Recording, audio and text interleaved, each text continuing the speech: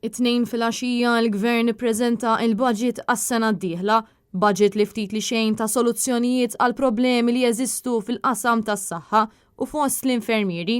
Net News tkellem mal-President tal-MUMN Paul Patch li tenna kemm kien iddiżappuntat bin-nuqqas ta' investiment fis-saħħa. Ħaninsabu verament diżappuntati.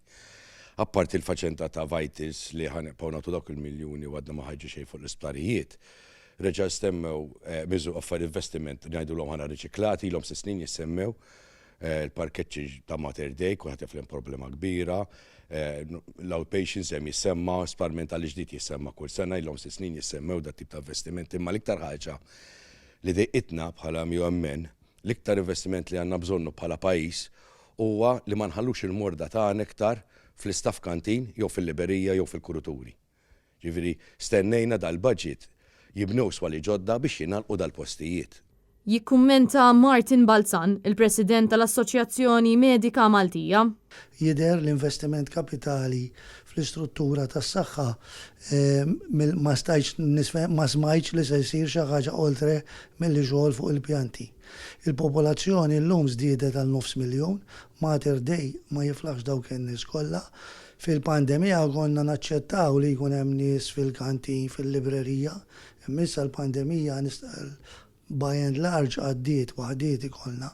Jiġifieri hemm bżonn investiment infrastrutturali li jkollna iżjed sodod għall-pazjenti tagħna. Dwar il-bżonn ta' aktar inċentivi sabiex iż-żgħażagħ isiru edukaturi, jikkummenta Marco Bonnici, il-President tal-MUT. Ma rajna xejn fuq l-ebda inċentiv għall-edukatur biex jibqgħu fl-impjieg u għal dawk li jixtiequ jidħlu fl-impjieg ta' edukazzjoni biex jiġu inċentivati, partikolarment għaż-żgħażagħ. Ma rajna l-ebda miżura li tinċentiva żgħażagħ jersqu il-professjoni.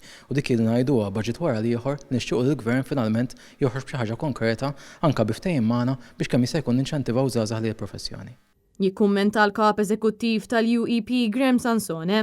Kien hemm proposti wkoll interessanti fejn jiġu l-implementazzjoni tal-paternal leave li minn jumej sar ta' xartijiem. Ovvjament issa ħanistennew ftehim kollettiv il-ġdid, ġifieri dak huwa l-pakkett biex niftehmu li naraw l-edukaturi jkunu tħallsu bl-aħjar mod possibbli għal dak ix-xogħol li din jagħmlu. Ġifieri dak huwa xi ħaġa li ħanaraw issa fix-xogħol li ġejjin u naraw naqra jekk il-wegħda elettorali li bih ovvjament inti ippropona l-Gvern li ħajżidu il-pagin ħanarawh jekk huwax verament ħajġi affettwat inti f'dan il-ftehim kollettiv.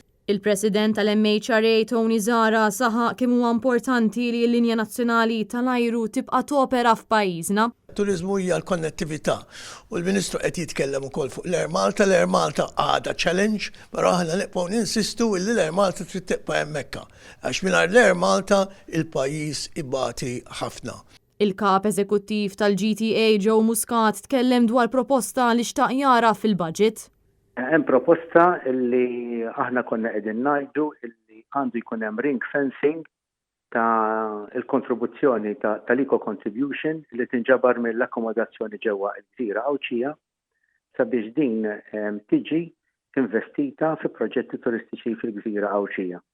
Il-flus li jinġabru mill-kontribuzzjoni tal-eco tal-akkomodazzjoni f'Għawdex tinżamm Għawdex u tintefaq fi proġetti turistiċi jew tip ta' proġetti turistiċi fil-Gżira Awċija. Jikkummenta l-President tal-MDA Michael Stivala. Li xtaqna wkoll naraw huma proposti tal-Green Buildings fejn inċentivaw żviluppaturi u kontratturi illi kull min jibni bini iktar enerġija efficient li jikkonsma inqas enerġija kif taf bħalissa għaw il-kriżi tal-enerġija u din żgura mhijiex l-aħħar jew l-ewwel kriżi staqna li naraw iktar inċentivi biex inkunu nippreparaw għal problema li ħajkun hawn dal-boħra tal-enerġija.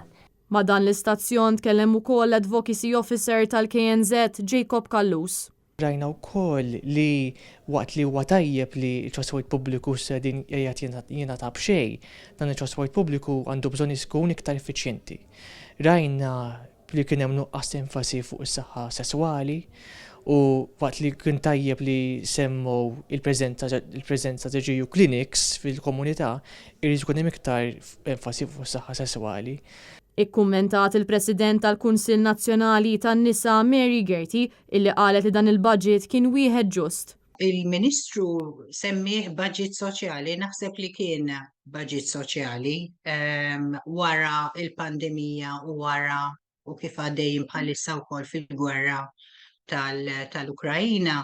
Naħseb ħafna ħasbu li se jkun budget naqra kiefer bħalma kellhom pajjiżi oħra jolew it-taxxi, jola d-dawl, jolew iżjed affarijiet.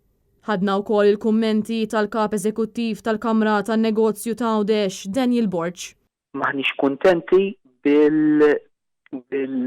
dik proponini, aħna proponina li t-taxxa tal-overtime tkun l-istess pat-taxxa tal-part-time. F'sitwazzjoni fejn aħna tinsibu nuqqas kbir ta' ħaddiema f'Għawdex.